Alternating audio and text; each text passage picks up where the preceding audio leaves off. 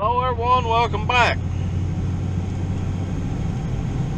We are on our way to pick some corn and start our spraying. It's Friday evening, so that's what we're up to today.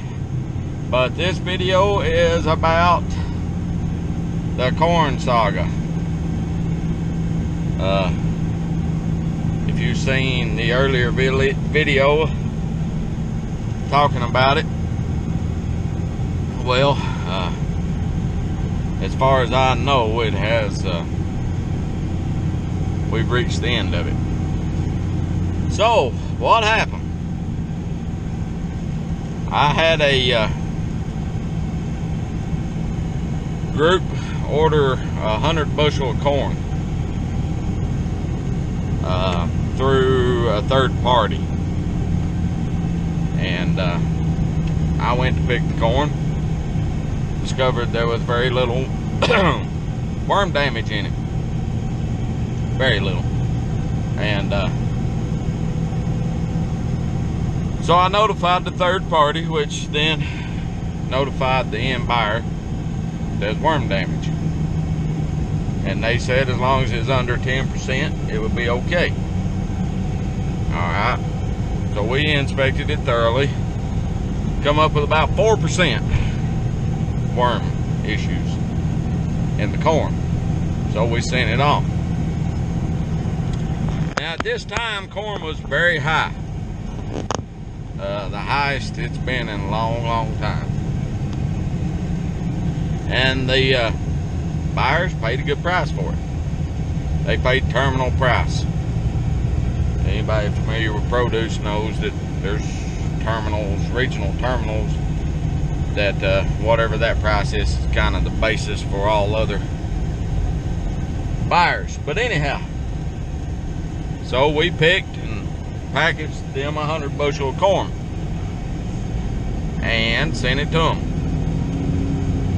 and they that was on a Friday.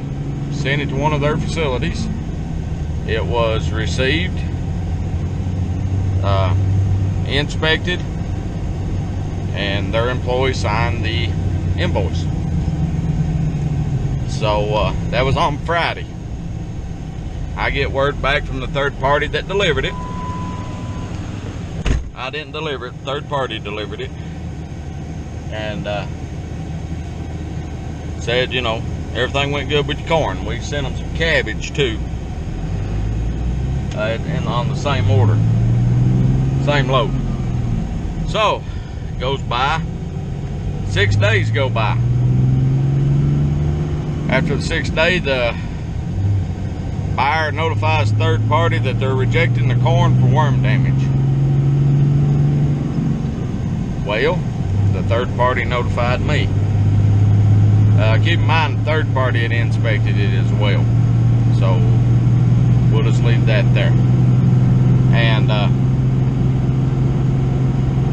said we're not, said we were able to sell part of it, we'll pay you for that. The rest, 20 bushel, the rest tough. Said okay, well, whatever. The third party wanted to talk to me personally, so finally we were able to get together and have a conversation. And you know, they said, well, you know, the other facility wasn't authorized to sign off on the invoice, etc., etc. And so we had a pretty lively discussion, and the discussion ended with, you know, the third party asked me, said, what can we do to make this right? And I said, you know, tell you what I'm gonna do, I'm gonna leave it up to you. Basically do whatever you can sleep with. And you know, we talked about the system failing and everything, and I explained to him, you know, if the system fails, why does the farmer always have to pay for it? And so we, like I said, we talked it over, and at the end of that conversation, I did not expect anything to come of it. So the next day, or 2 days later, whatever, can't remember whether it was the next day or the following day, the third party contacts me and says they're not going to pay the invoice. And so I sent the buyer a text message, and you know, they said they'd give me an offer or whatever, and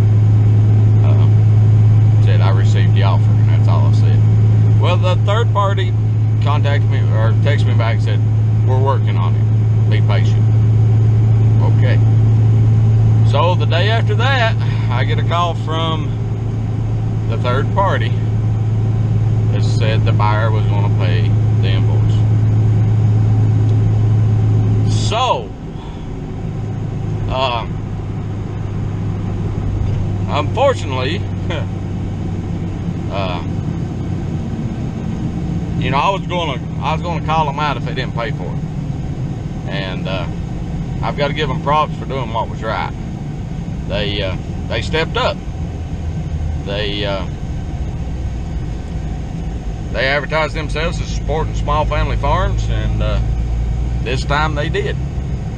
Unfortunately, due to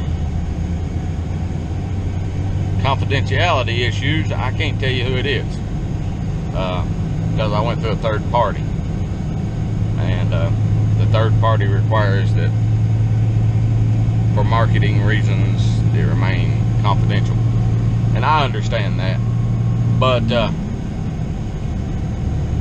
props to them. That kind of thing happens to farmers all the time, and it's time farmers stood their ground.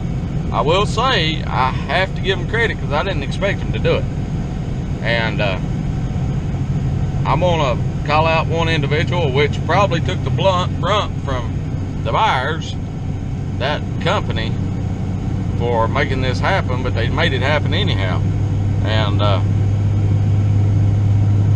I'm gonna have a conversation with them again, but you know, props to them, props to Lauren, and that's all I'm gonna say about that. But